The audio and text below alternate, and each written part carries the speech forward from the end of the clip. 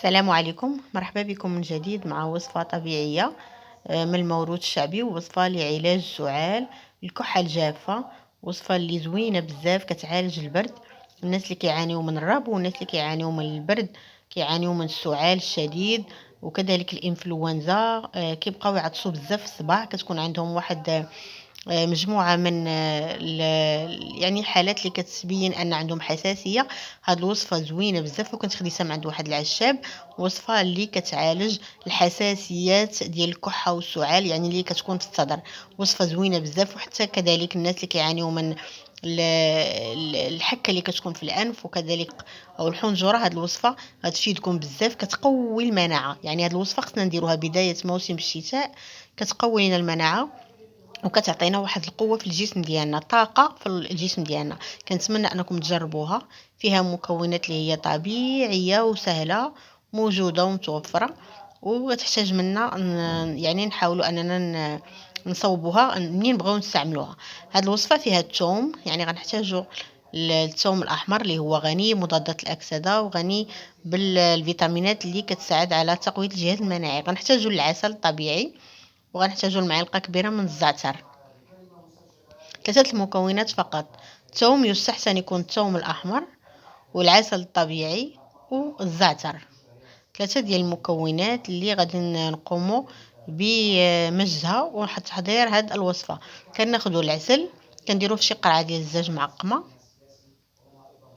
كنضيفوا ليه معلقة ديال الزعتر،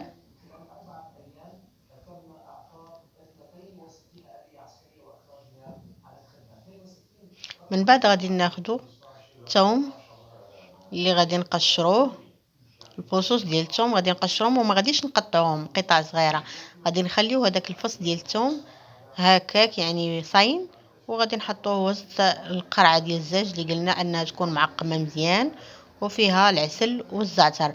المقدار ديال العسل غادي نصوب فقط 3 المعالق كبار، يعني كل ما نحتاجو الوصفه نصيبوها ماشي نخليوها تبقى مده طويله.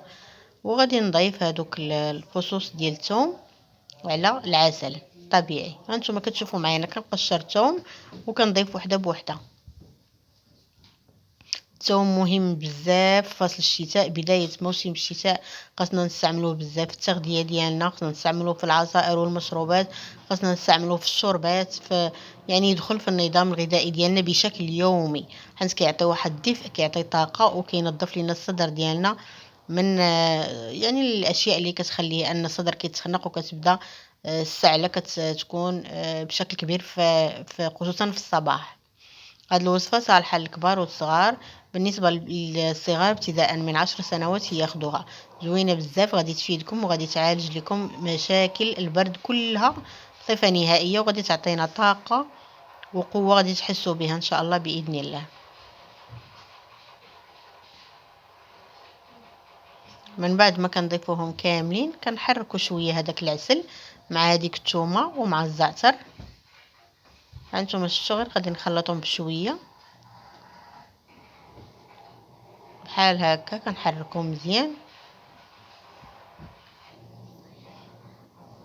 صافي. وغادي نسد القرعه مزيان، وغادي نبقاو يعني نخليو هذيك المكونات حتى كتطلق واحد المده ديال 24 ساعه، وغادي نبداو نستعملوها معلقه كبيره في الصباح ومعلقه كبيره في المساء ملي نبغيو نعشو. غادي ان شاء الله تحسوا بتغيير كبير وتحسن كبير على مستوى الصحه ديالكم. غادي تحسوا بالدفء، يعني الناس اللي عندهم الحساسيه ديال الربو، حساسيه ديال الكحه، السعال، الانف والحلق والحنجره، كل شيء غادي تخلصوا منه بفضل هذه المكونات الطبيعيه اللي هي غنيه مضادات الاكسده، مضادات حيويه طبيعيه، وغادي تغنيكم على استعمال الادويه اللي طبيعه الحال كتدمر الجهاز المناعي ديالنا.